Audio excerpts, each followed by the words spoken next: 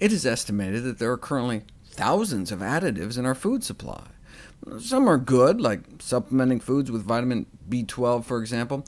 Others you have to weigh the risks and benefits, like the nitrites in processed meats. Yes, they may increase your risk of cancer, but as preservatives, they decrease your risk of dying from botulism. Then there are additives used for purely cosmetic purposes, like food dyes, used to provide color to colorless and fun foods.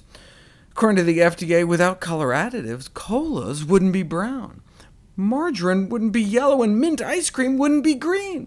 Heaven forbid! According to the FDA, color additives are now recognized as an important part of practically all processed foods we eat. Because we are eating a lot more processed foods, we're now getting 5 times more food dyes in our daily diet than we were 50 years ago. 15 million pounds of food dyes are used every year in foods, drugs, and cosmetics in the United States. I always wondered why they called them like blue number 1 instead of their actual chemical names in the list of ingredients. Then, after reading this report from the Center for Science and the Public Interest, I realized why. Here's a box of Kraft mac and cheese. It has yellow number 5. Do you think people would be as likely to buy this product if instead of quote-unquote yellow number 5, it said this instead on the label? This list of approved colors used to be longer, but different dyes keep getting banned, including violet number 1, which ironically was the color used in the U.S. Department of Agriculture's meat inspection stamp, so they may have been actually further cancering up the meat. Years ago, I featured this landmark study, a randomized, double-blind, placebo-controlled food challenge, published in perhaps the most prestigious medical journal in the world, showing artificial colors increased inattentiveness, impulsivity, and hyperactivity among young children. So what happened? Well, the British government said, OK, there's no health benefits to these dyes, only health risks, so it's a no-brainer. The British government mandated that food manufacturers remove most of the artificial food colors from their products.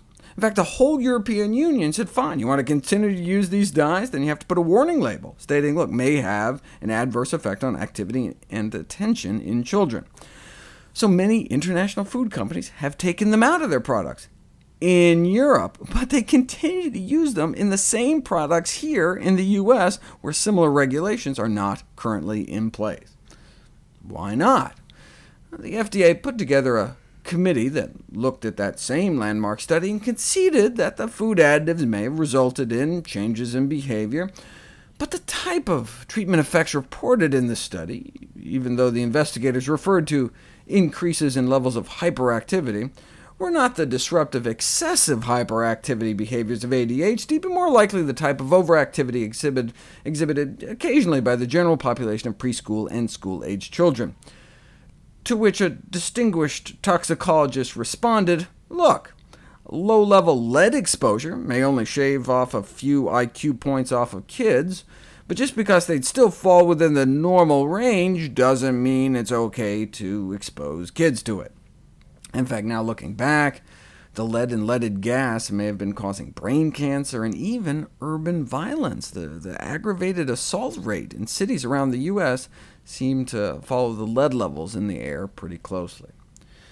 Anyways, CSPI continues to call on the FDA to ban food dyes and for food companies to voluntarily stop using them. Good luck with that.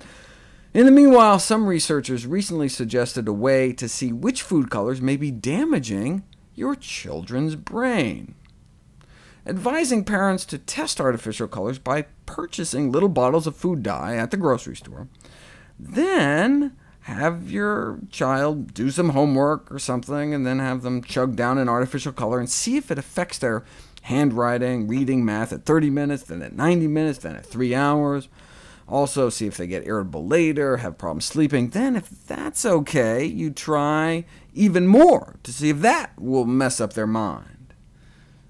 If I may offer an alternate suggestion, maybe we shouldn't be buying our kids processed crap in the first place.